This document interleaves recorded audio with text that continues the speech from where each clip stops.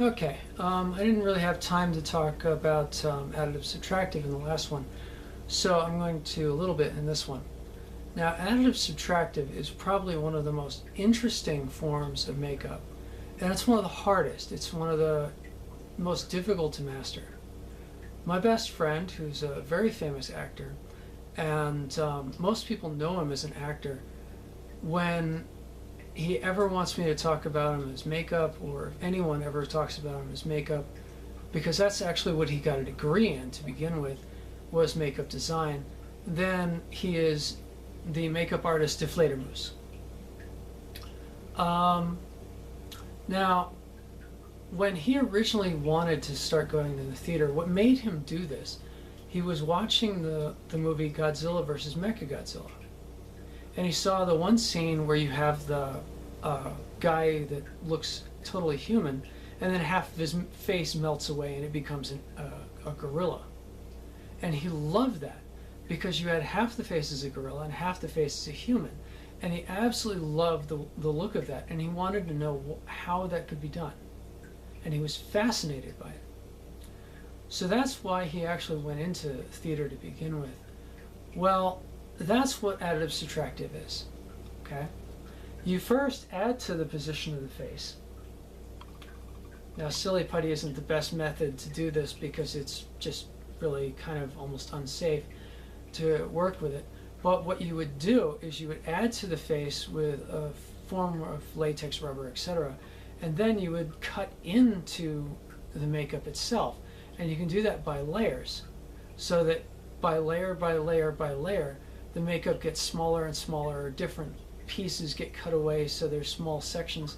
And you can actually even cut down to the skin so that parts of the skin remain open from the mask or from the makeup place. And this is additive subtractive. Okay? And what you're doing with this is you're changing every part of the face. And you're sometimes leaving even parts of the face unaffected, unaltered. Okay?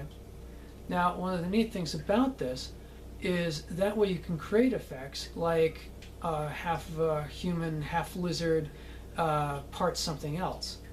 And that's one of the things that Deflator Moose did with me. It's probably one of the most incredible makeup pieces I've ever seen him do, or almost anybody do.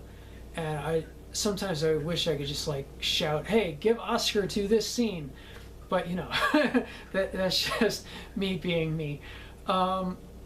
If you've ever seen the TV miniseries V, The Visitors, etc., there's one sequence where Jeffrey Combs is playing this one character, and he's supposed to basically be devolving, so to speak.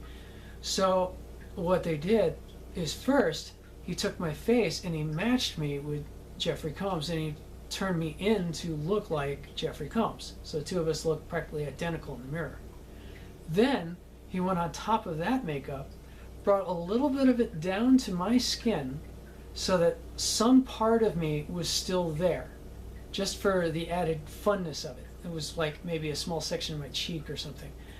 And then he built a lizard section over like a section of my eye.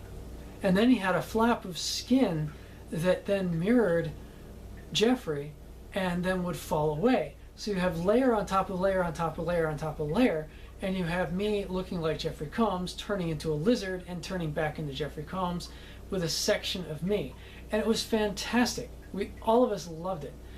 And it was just absolutely incredible. Now, Mario Bava was more than just a makeup artist, director, special effects artist, prop maker, everything. I mean, he was just an absolute genius.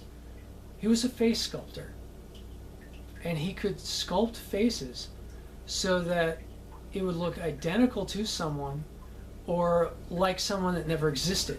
So I mean, he could make an alien sculpture that you swear was born, but you know it could never be alive. And then he would cast it in foam latex, and then he would put this over your face as a mask, kind of like the old Mission Impossible series. And you would be literally that person. Then, of course, it's up to the actor to get into behaving like that other person, and either the actor or sound technician in order to make you sound like that person. Okay? But this is some of the fun special effects that can be done with makeup.